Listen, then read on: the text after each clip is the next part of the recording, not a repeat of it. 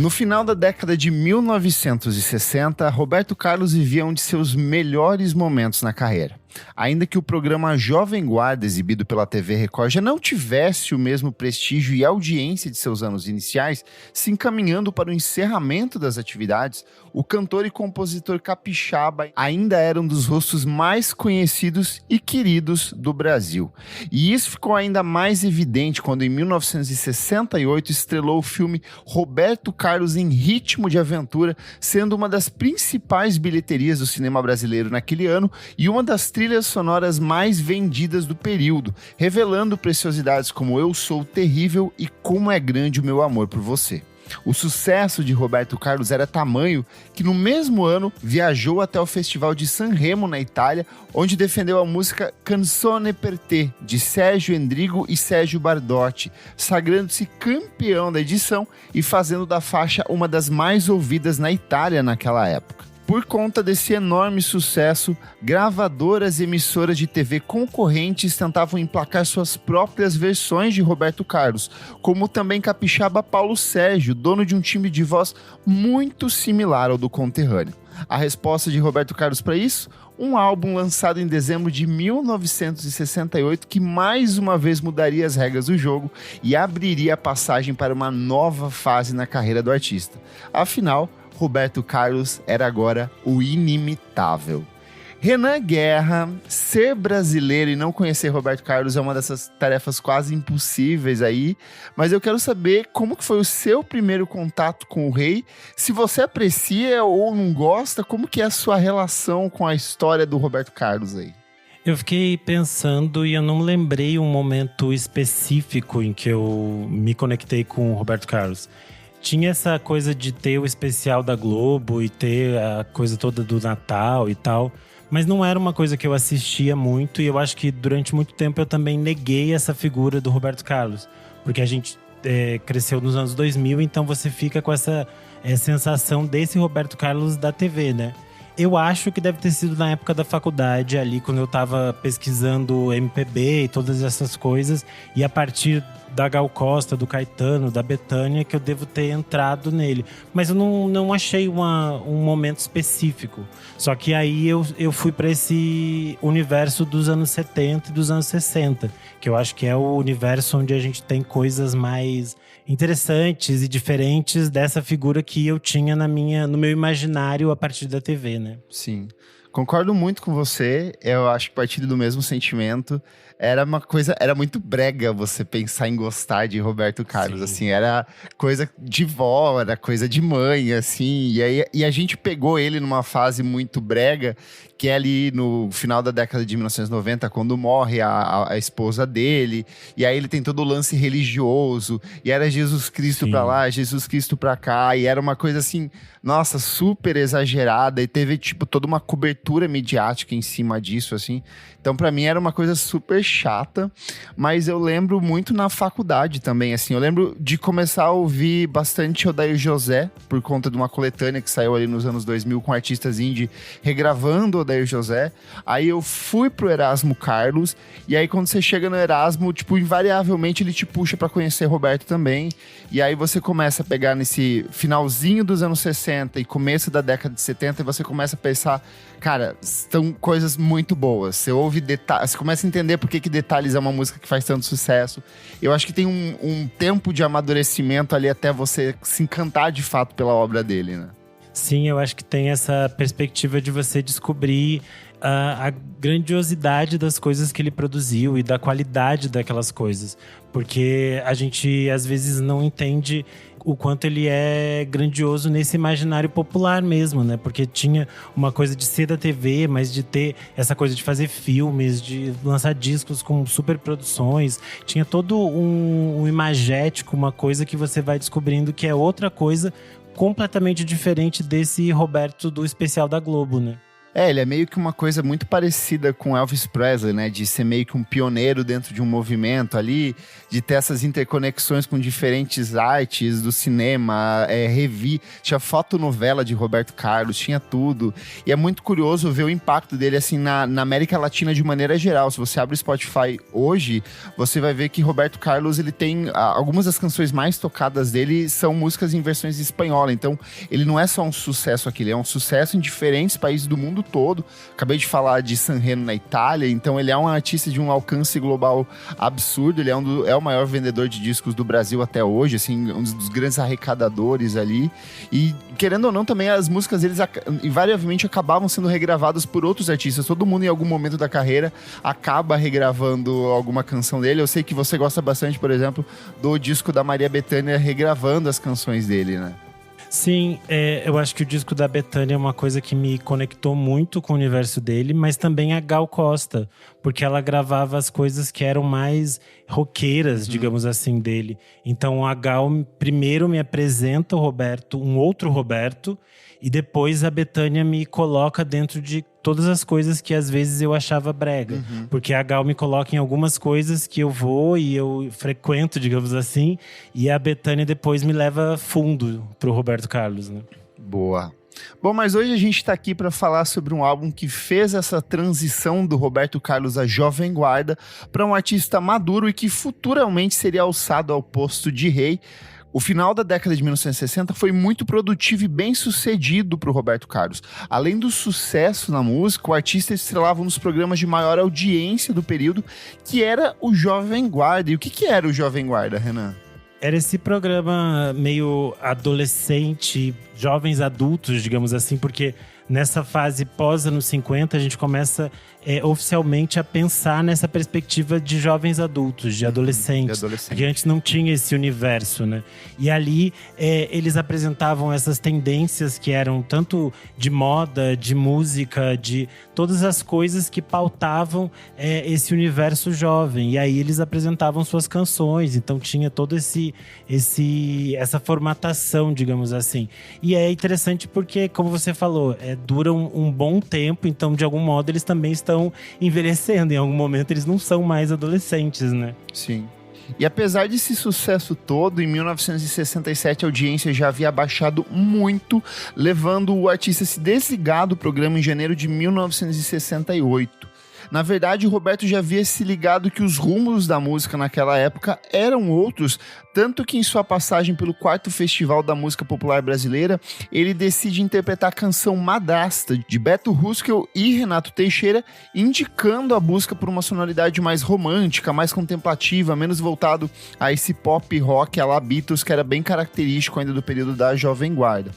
O público esperando por algo mais voltado aos moldes da Jovem Guarda ou do tropicalismo, que era uma coisa que bebeu muito da produção da Jovem Guarda. O Caetano mesmo fala, eu olhava as roupas coloridas do Roberto Carlos e eu sentia que isso era o que a gente deveria estar usando ali também, né? Ele fala bastante disso, assim. E o público meio que detestou a performance do Roberto, que foi vaiado e acabou não se classificando para a segunda etapa da competição. Naquele ano venceria o Tom Zé com São Paulo Meu Amor pelo júri especial e o Chico Buarque com Bem-vinda pelo júri popular. Os festivais nessa época, Renan, era uma loucura, né? Uma gritaria, público vaiando, tinha uma questão de competição, torcidas organizadas ali. Você quer contar um pouco mais sobre o que eram esses festivais da canção que apareciam na TV? Eu acho que os festivais eram meio parecidos com o que hoje em dia são os reality shows, assim, que as pessoas ficam muito apaixonadas, muito enlouquecidas, e elas torcem e elas se emocionam a partir daquilo. Só que é interessante porque os festivais de música apresentavam meio que esse universo de uma MPB, digamos assim. É ali onde surge esse conceito como a gente conhece hoje em dia. E é interessante porque as pessoas se encantavam e defendiam as suas canções de uma forma muito violenta. E aí, da mesma forma, elas atacavam quando elas não gostavam. E isso é muito interessante porque eles faziam esses festivais em grandes estádios. Eram universos de uma gravação ao vivo super intensa. Então acho que se você era vaiado, você também sentia uma força muito violenta. Um dos casos mais icônicos disso é o que acontece na edição edição de 1967 do festival, quando o Sérgio Ricardo quebra o violão no palco, né? E aí as matérias no dia seguinte era violada no palco, assim, tipo, brincando com essa coisa toda. Caetano também foi vaiado e, tipo, falando que vocês não estão entendendo nada, não estão sabendo o que tá rolando ali. Então tinha tanto uma questão da torcida, quanto uma questão política por trás rolando. Era meio que um exercício ali de testar o que viria a ser a nova música brasileira, o que era velho, o que era novo, o que estava começando. Então tinha toda uma movimentação maluca ali, né? Mesmo com essa repercussão negativa em torno da música Madrasta, o Roberto não se abateu e decidiu incorporá-la ao que seria seu 8º álbum de estúdio e o último a não ser batizado com o nome do cantor. O próximo seria apenas Amor Sem Limites em 2000. Todos os outros discos posteriores dele seriam batizados apenas como Roberto Carlos. Então vem assim, em dezembro de 1968, O Inimitável. Gravado no estúdio da CBS no Rio de Janeiro, o trabalho parte de uma abordagem diferente de seus antecessores. Afinal, nos meses que antecedem a produção do material, o Roberto já havia indicado a seus colaboradores, como o compositor Getúlio Cortez, que sempre contribuiu com canções roqueiras, mas que ele queria ir para uma abordagem mais romântica, mais leve, mais sedutora, uma outra direção criativa ali. O Cortez, que é autor de faixas como O Negro Gato, de discos anteriores do Roberto, entregou ao músico Quase Fui Lhe Procurar e O Tempo Vai Apagar. A própria faixa de abertura do disco, E Não Vou Mais Deixar Você Tão Só, do Antônio Marcos, já indica essa mudança de tom aí na obra do Roberto, já que álbuns anteriores tinham canções mais ingênuas, voltadas ao pop rock, como Aquele Beijo Que Eu Te Dei, É Tempo de Amar ou Gosto do Jeitinho Dela. Porém, a grande força do material entregue pelo Roberto Carlos Inimitável se sustenta a partir de 2 elementos bastante significativos. O primeiro diz respeito diretamente à parceria com o Erasmo Carlos. Por volta de 1966, a relação entre os dois havia ficado bastante incerta por conta de uma série de questões de créditos e direitos autorais de canção. Outro problema apontado por esse atrito entre os dois diz respeito à questão da arrecadação do Roberto. Enquanto o Erasmo e a Vanderleia ganhavam um cachê por episódio do Jovem Guarda, dos programas da Jovem Guarda, lembrando que eles eram um trio ali tecnicamente, né? Eles se apresentavam sempre os 3 juntos, o Roberto faturava com uma porcentagem na venda dos ingressos, então as pessoas iam para o programa da Jovem Guarda para assistir, pagavam por isso, e ele ficava com uma arrecadação disso, e ele também ainda tinha outras questões firmadas em contratos com a TV Record, então dinheiro de anunciante, assim, ele ganhava uma porcentagem maior, então ele estava sempre assim com muito mais grana do que os outros companheiros ali de projeto dele. E aí o Erasmo não concordou muito com isso, rolou alguns desentendimentos. Nessa mesma época, o Erasmo também acaba se envolvendo numa denúncia de estupro, se eu não me engano, de menor de idade. Tem toda uma questão problemática ali, eles meio que acabam se afastando. E aí, depois de 1 ano separados, os dois voltaram a colaborar em 1967. Porém, foi com o Inimitável que a parceria entre os dois, de fato, voltou a se solidificar. No livro Roberto Carlos, Por Isso Essa Voz Tamanha, do jornalista J.B. Medeiros, publicado em 2021 pela Todavia, ele relata esse reencontro como algo bastante discreto, com o Roberto chamando o Erasmo para que o ajudasse a finalizar algumas canções, e a partir disso os dois passam a ter encontros regulares até o fim da vida do Erasmo, com o músico carioca visitando o cantor capixaba em sessões de composição. O Roberto tinha um apartamento... Eu não sei se na época ele já tinha o que é na Gávea hoje, mas ele morava num apartamento bem grande aqui em São Paulo nessa época, e aí o Erasmo ia lá, eles passavam um final de semana inteiro compondo, escreviam várias canetadas ali, depois o Roberto ia para estúdio, o Erasmo ia para estúdio, e eles tinham esse material sempre assinado em conjunto, era uma coisa meio Paul McCartney e John Lennon, assim, nesse sentido de colaboração, né?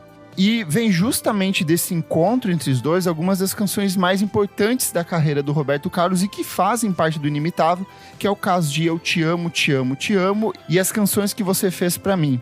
Já outro elemento bastante significativo do trabalho do Roberto Carlos em O Inimitável diz respeito ao interesse do músico capixaba pelo soul e pelo funk norte-americano. Exemplo disso é o que acontece na faixa Se Você Pensa, que é uma das melhores letras já compostas em parceria com o Erasmo.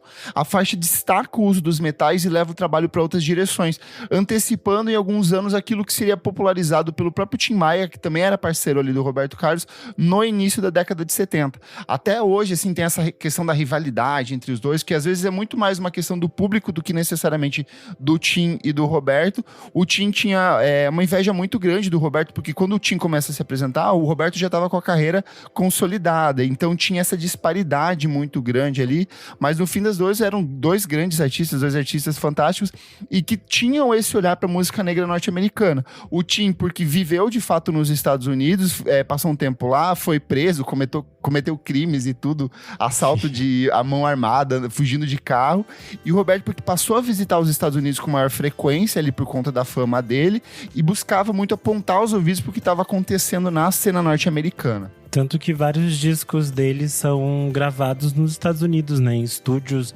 super modernos e tudo mais, que era uma coisa muito de que ele tinha grana, né, pra fazer isso. Outra música que segue uma abordagem muito similar, mais voltada ao soul, ao funk, é a música Não Há Dinheiro Que Pague, que é uma música que destaca a linha de baixo, os vocais são... O Roberto tá, tipo, quase raivoso ali em alguns momentos, sempre acompanhado por um coro de vozes femininas e que bebe muito daquilo que o próprio James Brown estava fazendo nessa época lá fora também. A faixa é uma composição de Renato Barros, que foi vocalista, guitarrista e fundador do grupo Renato e seus Blue Caps, que é justamente a banda de apoio do Roberto Carlos em O Inimitável. Quem também participa do disco e é outro colaborador frequente do Roberto é o Lafayette Coelho, que talvez seja um dos músicos mais icônicos no sentido da Jovem Guarda, porque ele tinha essa marca muito característica do teclado, né, do órgão, do jeito de tocar. Ele meio que tem uma assinatura musical muito característica e que vai ser explorada por outros artistas, então meio que cria uma base para o que seria explorado ali nessa época. O resultado desse processo todo está na entrega de uma obra que prepara o terreno para o que viria a ser produzido pelo artista nos anos seguintes, mas que ainda carrega muito da jovialidade explícita nos primeiros trabalhos de estúdio do Roberto. Exemplo disso é a própria faixa Ciúme de Você, do Luiz Airão, que carrega muito das temáticas exploradas na fase da Jovem Guarda. Eu acho que a gente pode falar aqui das canções, porque esse disco tem muita coisa boa pra gente comentar. Queria saber quais são as suas músicas favoritas do Inimitável de Roberto Carlos, Renan. Eu queria fazer a linha diferente, mas no final das contas o que eu mais gosto é as canções que você fez pra mim. Eu amo Se Você Pensa também. É meio óbvio, mas são as coisas que eu acho absurdas, assim, que são muito incríveis e que meio que marcam essa mudança dele de uma coisa que era do iê, iê, iê para um universo que é mais maduro, que é mais complexo, que parece... Eu acho que tem essa coisa de parecer simples, mas tem uma complexidade. Total. Eu acho que isso é muito difícil e muito...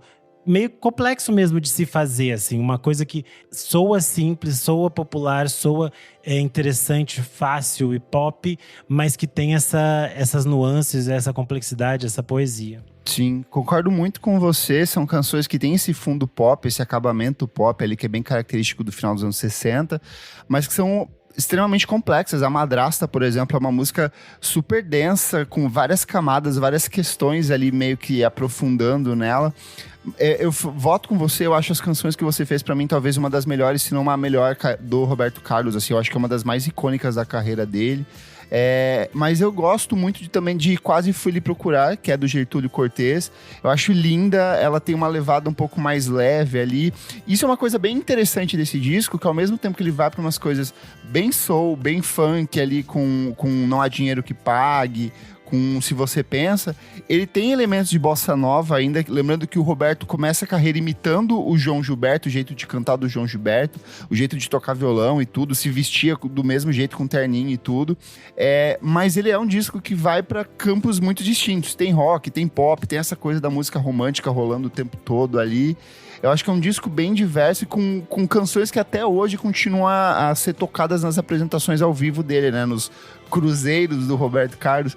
Eu acho muito curioso, tipo, Eu Te Amo, Te Amo, Te Amo, é uma música que tem mais de 50 anos, mas ainda hoje ela meio que consegue impactar, assim, as senhorinhas e mesmo o público jovem que acaba se atentando à obra dele, né? Sim, é que eu acho curioso no Roberto que tem muitas pessoas que às vezes não conhecem os discos, mas conhecem as canções, porque Sim. elas estão tão impregnadas no nosso imaginário popular que as pessoas acabam conhecendo as músicas sem conhecer necessariamente o disco. Mas eu acho muito interessante que é isso, tem canções aqui que permanecem de forma muito forte no repertório dele e que são essa marca de um amadurecimento dele como compositor, como artista, como essa pessoa que pensa num universo pop e musical de uma forma muito interessante. Sim.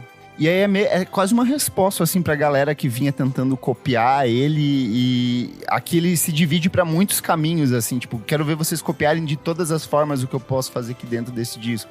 Então eu acho bem fantástico em relação a isso. E se o Inimitável começou sob vaias por conta da recepção negativa de Madrasta, o trabalho encerrou sobre aplausos. Afinal, o disco, lançado em dezembro de 1968, acabou se transformando no álbum mais vendido do Brasil em 1969. Lembrando, estamos no universo de discos de vinil, de comercialização um pouco mais lenta, então o disco demorava mais de um ano ali até você computar tudo que estava sendo vendido, mas ele foi um fenômeno de vendas no Brasil, como seria futuramente para todos os discos do Roberto até o final da década de 1970. Ele é um dos grandes vendedores ali de discos brasileiros, são trabalhos sempre com milhões e milhões de cópias vendidas, e mais do que isso, o Inimitável pavimenta o caminho para o que seria aprimorado nos trabalhos seguintes do cantor. Em 1969, ele lança aquele disco homônimo em que ele aparece sentado ali na areia da praia e que vem outras canções assim de muito sucesso e talvez tão impactantes ou mais impactantes do que as canções do Inimitável. Uma delas é Sua Estupidez, que eu tenho certeza que você Sim. ama essa, eu acho amo. que é absurda. E As Curvas da Estrada de Santos, assim, que é outra coisa absurda e que, sei lá, ganhou versões da Elis Regina, de todo mundo deu um jeito de adaptar a obra do Roberto, né? Então, assim, é meio que o princípio de uma das fases mais bem-sucedidas do músico capixaba e da história recente da música.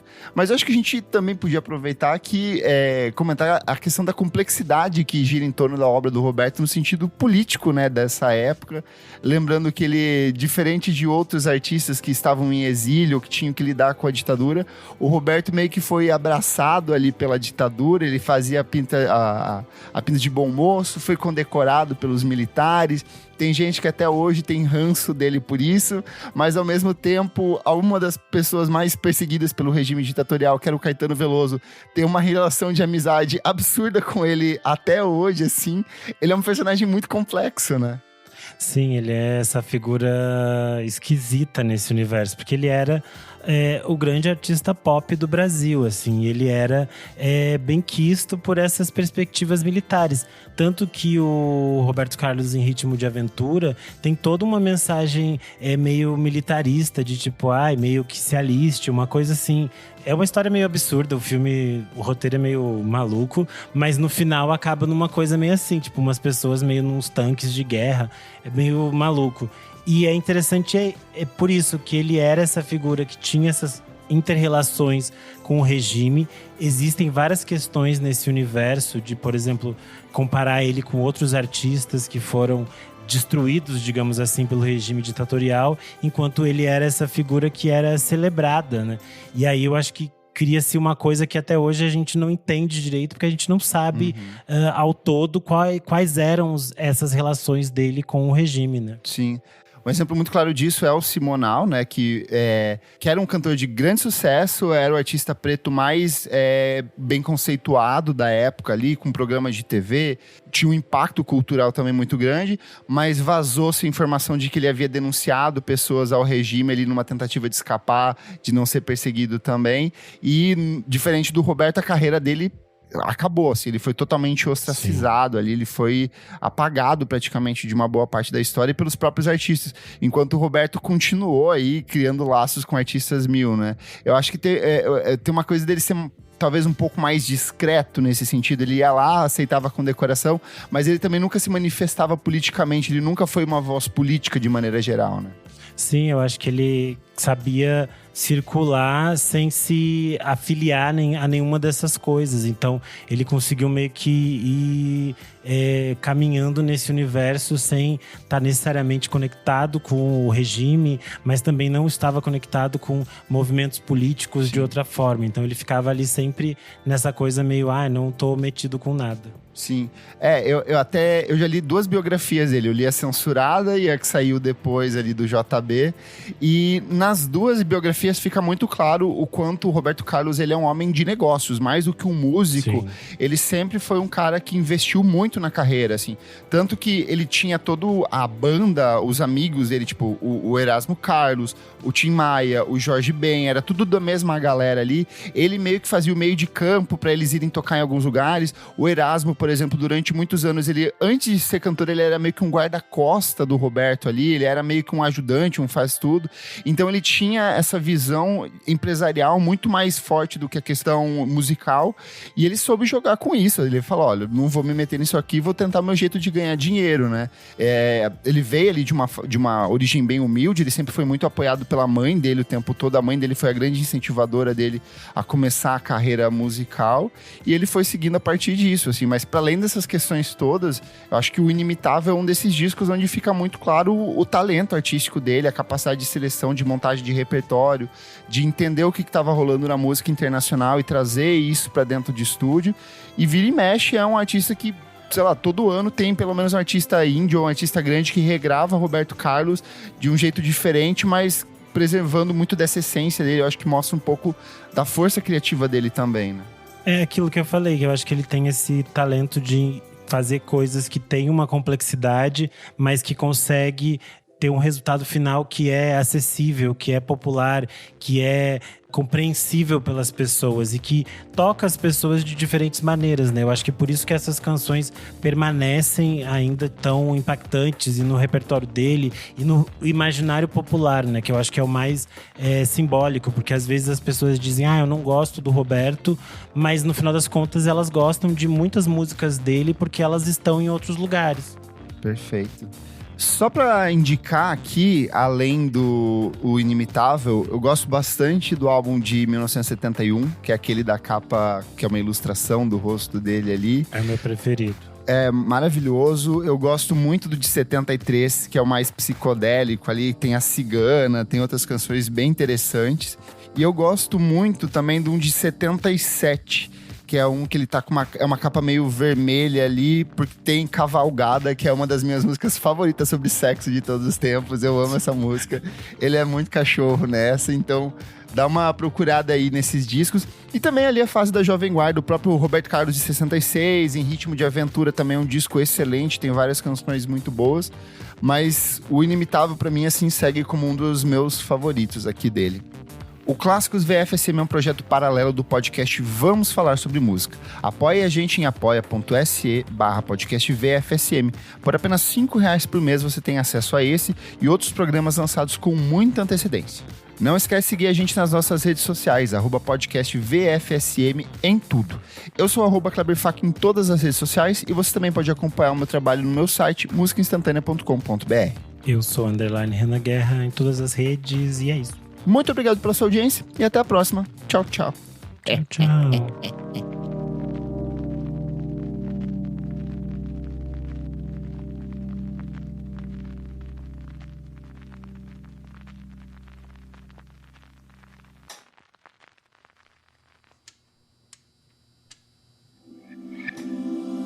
Esse podcast foi editado por Nick Silva.